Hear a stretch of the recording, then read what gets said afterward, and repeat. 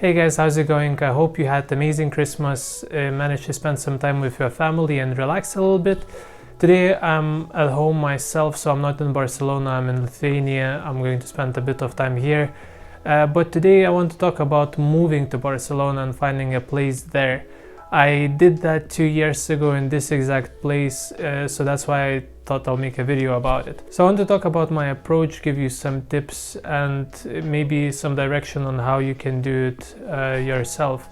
So when I was first moving to Barcelona, I didn't really know anyone in there, and I was looking for a place somewhere close to work, so that was around Glorious neighborhood. So I found Airbnb. I booked it for 1 week, and it was in that area. It wasn't necessarily where I want to live, but it was close enough for me to walk there. Because I was looking for a room, 1 week was more than enough for me. With enough preparation up front, it was actually quite easy for me to find a place to live. If you're looking for a flat, however, 1 week is probably a little bit too short just because of how much paperwork you have to complete before you move in. So I wouldn't advise to book Airbnb for 1 week.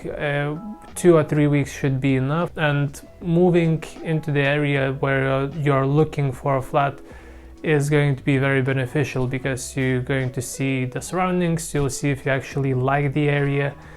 Depending how you move as well, I already had work, so I knew that I want to live somewhere close by. If you don't know where you want to live, I actually made a video around 1 week ago where I talk about neighborhoods that I personally would move to if I was looking for a flat today. You can check it out. I'll leave it in the description, and below I'll maybe leave it somewhere up here. So I was talking about doing enough preparation before you even go to Barcelona. So in order to do that, you need to know apps that I used. So I used Idealista and Buddy. So I would suggest to use those two apps in order to contact people. Make sure you read descriptions of advertisements because there are quite a few people that have a very clear idea of who they want to live with or what kind of person they're looking for. So you'll save yourself some time. It's going to be much quicker for you to find the right place for you this way. At the same time, whenever you're messaging people, make sure you include as much information as you can about yourself, so it's going to be a bit easier for them to pick you over someone else who doesn't give that information.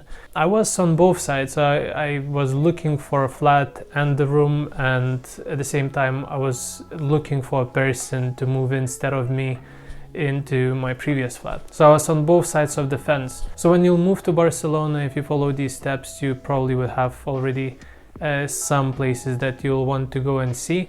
Next thing to consider is the price. I personally wouldn't pay more than 500 for a room, excluding all extra costs like water or internet.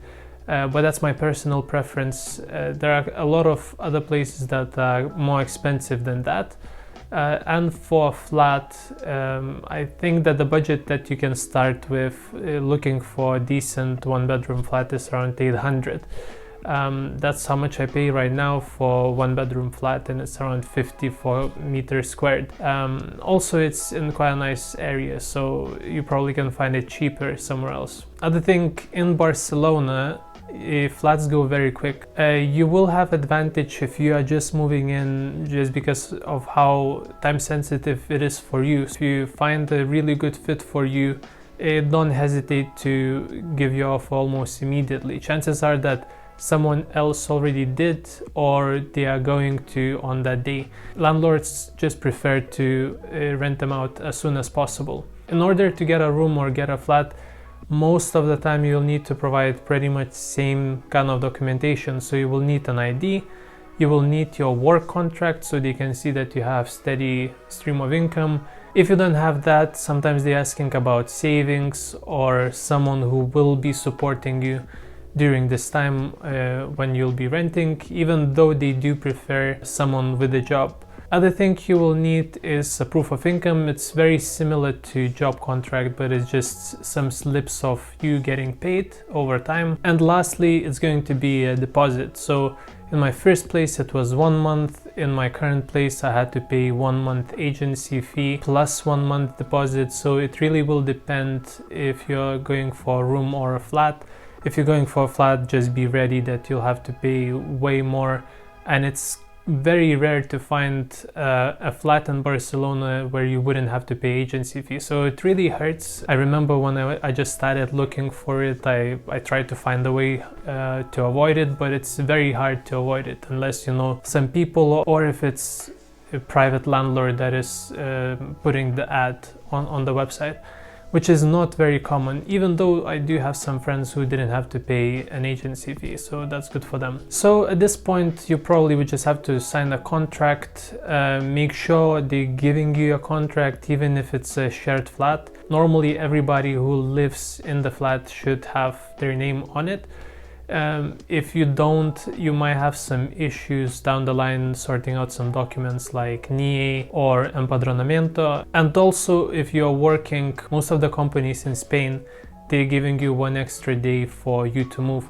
So make sure you use that if you need it, and that should be pretty much it. So I hope you found this video useful. If you learned something or you have any questions around anything that I said, make sure you leave a comment down below. I'm answering most of your comments. If you enjoyed the video, leave a like. It will help others to find this video as well.